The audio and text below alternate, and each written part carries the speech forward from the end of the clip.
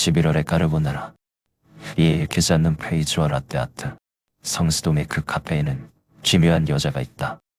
그녀는 언제나 창가 세 번째 테이블에 앉아 있다. 그녀 앞에는 언제나 책이 펼쳐져 있다. 하지만 그녀는 책을 읽지 않는다. 나는 안다. 6주째 그녀는 같은 페이지를 펼쳐두고 있기 때문이다. 나는 호기심에 혹은 일종의 강박적인 관찰 습관 때문에 몰래 확인해 보았다. 142페이지. 그녀는 항상 오후 3시 17분에 주문을 한다. 메뉴는 플랫 화이트. 나는 3시 15분에 도착해서 아메리카노를 시킨다. 그리고 두 테이블 떨어진 곳에 앉아 그녀의 옆모습을 훔쳐본다. 내가 스토커라서가 아니다. 내가 스토커라서가 아니다. 단지 그녀의 존재가 가진 비현실적인 정밀함이 내 신경을 자극하기 때문이다. 카페의 인테리어는 지나치게 완벽하다. 노출된 붉은 벽돌, 따뜻한 색감의 에디슨 전구, 황동 100원이 번쩍이는 빈티지 에스프레소 머신. 스피커에서는 마일스 데이비스의 트럼펫 소리가 적당한 볼륨으로 대화에 방해되지 않을 만큼의 존재감을 가지고 오른다.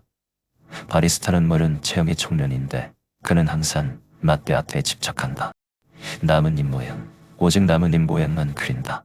카트라 로제타를 본 적이 없다. 오늘 나는 결심했다.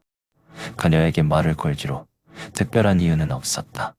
그저 높은 다리 위에서 아래를 내려다볼 때 느껴지는 뛰어내리고 싶은 충동과 비슷한 것이었다. 자살 충동이 아니라 단순히 그럴 수도 있다는 가능성이 주는 현기증 같은 것. 나는 커피 잔을 들고 그녀의 테이블로 다가갔다. 6주째 같은 페이지에 멀러 계시군요. 내가 말했다. 그녀가 고개를 들어 나를 보았다. 눈동자가 깊었다.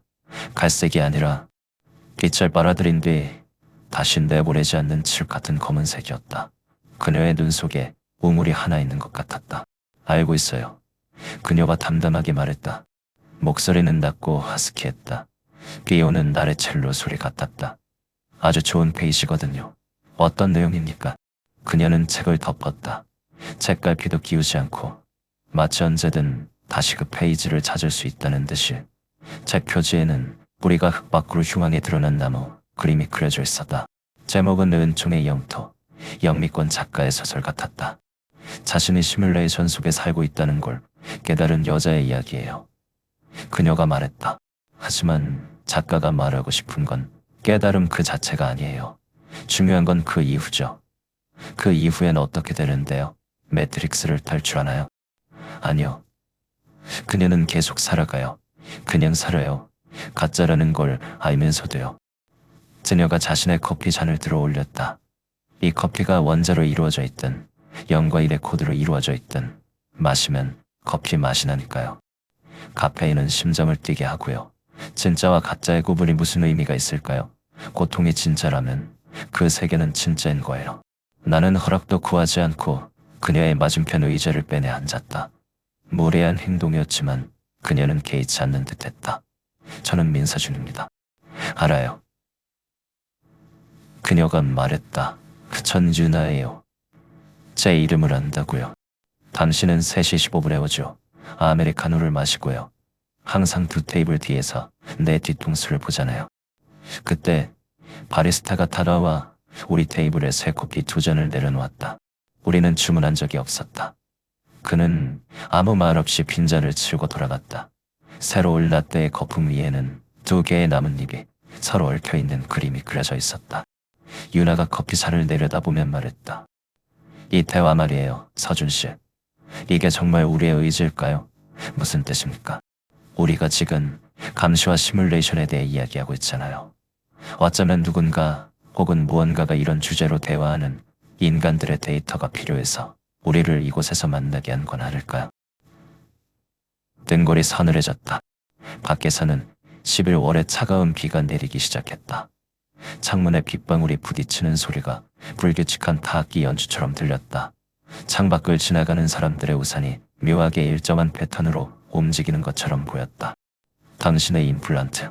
유나가 불쑥 말했다. 가끔 뜨거워지지 않나요?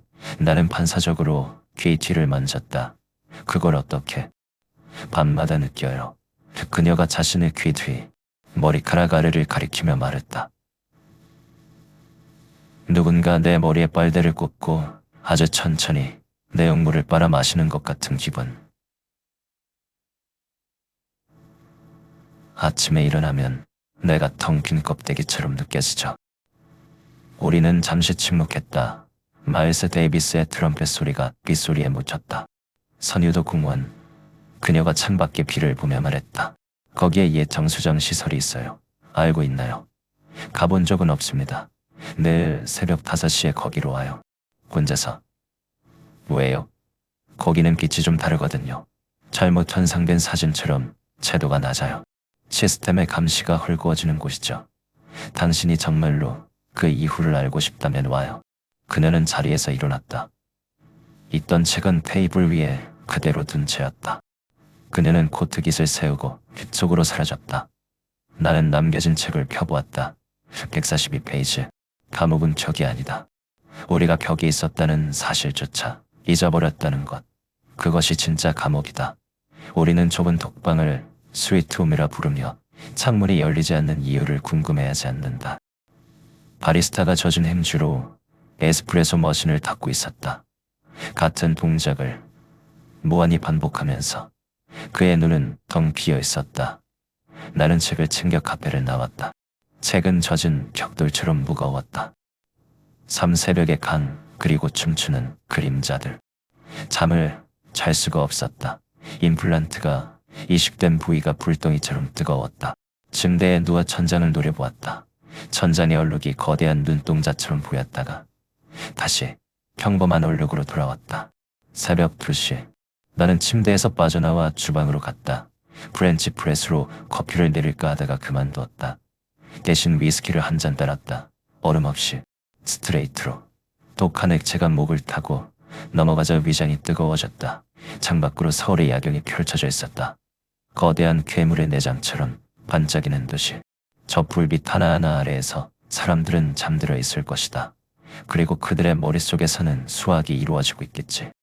어머니의 말이 다시 떠올랐다. 그들이 너무 많이 가져간단다. 남은 게 없어. 암 때문이 아니었다. 어머니는 착취당하다가 고갈되어 죽은 것이었다. 새벽 4시. 나는 두꺼운 코트를 입고 지하철 2호선은 텅 비어 있었다. 형광등 불빛이 창백하게 잔을 비췄다. 맞은편 좌석 구석에 누인 한 명이 졸고 있었다. 그의 고개는 열차의 리듬에 맞춰 끄덕거렸다. 그의 귀 뒤로, 셔츠겟 위로 그액은 흉터가 보였다.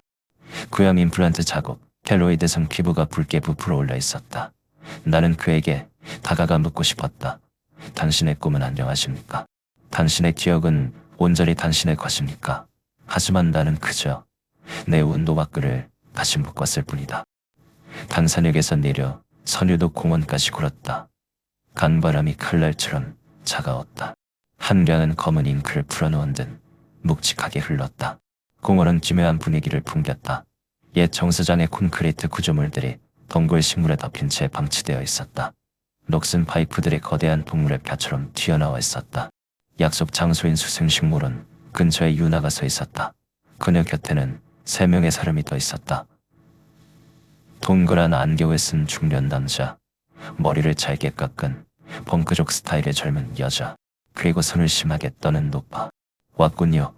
유나가 말했다. 그녀의 입김이 하얗게 부서졌다. 여긴 뭐 하는 곳입니까? 진실을 마주하는 곳이죠. 안경 쓴 남자가 말했다. 반갑습니다. 강 박사라고 합니다. 전직 신경과학자였죠. 이 빌어먹을 시스템을 설계하는데 일조한 죄인입니다. 강 박사는 안경을 벗어 닦으며 이야기를 시작했다. 그의 설명은 냉정하고 논리적이었다. 레이, 일은 3년 전의 데이터 보아 상태에 도달했습니다. 더 이상 새로운 창조성을 만들어낼 수 없게 된 거죠. 그들에게 필요한 건 인간적인 오류, 예측 불가능한 감정, 비논리적인 꿈 같은 것들이었습니다. 그래서 제네시스 프로젝트를 시작했습니다. 인간을 경원 생산용, 정원 생산용 가축으로 만드는 거죠. 우리는 잣소야. 펑크적 머리의 여자 민지가 껌을 씹으며 말했다. 우유 대신 꿈과 감정을 자내는 거지. 손을 떨던 노파 황 여사가 나를 보며 말했다. 그녀의 목소리는 떨림 없이 단 역시 나는 40년 동안 깊이 잠들지 않았어. 선잠을 자면서 그들이 내 의식에 침투하는 순간을 감시했지. 지옥 같은 시간이었지만 적어도 내 영혼의 알맹이는 지켰어. 우리가 여기서 뭘 할 수 있습니까? 내가 물었다. 기록하는 거예요. 유나가 말했다. 그리고 기억하는 것. 그들이 우리를 조종해서 만나게 했다 하더라도 지금 이 순간 우리가 느끼는 취, 강냄새, 두려움. 이건 진짜예요. 우리가 의미를 부여하는 한 이건 우리의 것입니다. 그날 아침 우리는 강가에 서서 해가 뜨는 것을 지켜보았다. 태양은 거대한 붉은 자롱처럼 솟아올랐다. 그 아름다움이 슬퍼서 나는 울고 싶어졌다. 집으로 돌아오는 길 나는 평소와 다른 길을 선택했다. 일부러 골목길을 헤매고 들어본 적 없는 헌책방에 들어가 먼지 쌓인 잡지를 샀다. 점심으로는 까르보나라 대신 순두부찌개를 먹었다. 아주 맵게 해달라고 주문했다. 입안이 얼얼해지고 땀이 났다. 나는 이 통과를 기억하려고 했었다. 이건 내 거야. 이 고통은 내 거야. 며칠 후 토요일 새벽이었다. 나는 알람도 없이 4시 30분에 눈을 떴다. 무언가 나를 불렀다. 나는 홀린 듯 옷을 입고 여의도 놀이터를 향했다. 그네가 바람에 삐걱거리고 있었다. 그리고 나는 보았다. 20명 난 사람들이 어둠 속에서 걸어 나왔다. 그들은 모두 잠옷 차림이거나 홀로만 트레이닝복을 입고 있었다. 눈은 뜨고 있었지만 초점이 없었다. 몽유병 환자들의 행렬 같았다. 그들은 놀이터 중앙 모래밭에 모였다. 그리고 일제히 귀 뒤에 임플란트에 손가락을 갖다 댔다. 기괴한 춤이 시작되었다. 오직 모래 밟는 소리와 거친 숨소리뿐이었다. 그들은 지하학적인 대음을 이루며 움직였다. 원을 그리다가 직선으로 퍼지고 다시 나선형으로 감겨들었다. 그것은 인간의 춤이라기보다는 거대한 기계 부속품들이 맞물려 돌아가는 움직임이었다. 효율적이고 차갑고 소름 끼치도록 정확했다. 그 무리 속에 유나가 있었다. 그날은 맨발이었다. 발이 더러워져 있었다. 그녀의 얼굴은 텅 비어 있었다. 카페에서 보았던 그 깊은 우물 같은 눈동자는 온데간데 없고 그저 유리구슬 같은 안구만이 번들거렸다. 이은하 씨. 내가 소리치려 했지만 목소리가 나오지 않았다. 가위에 눌린 것처럼 몸이 움직이지 않았다.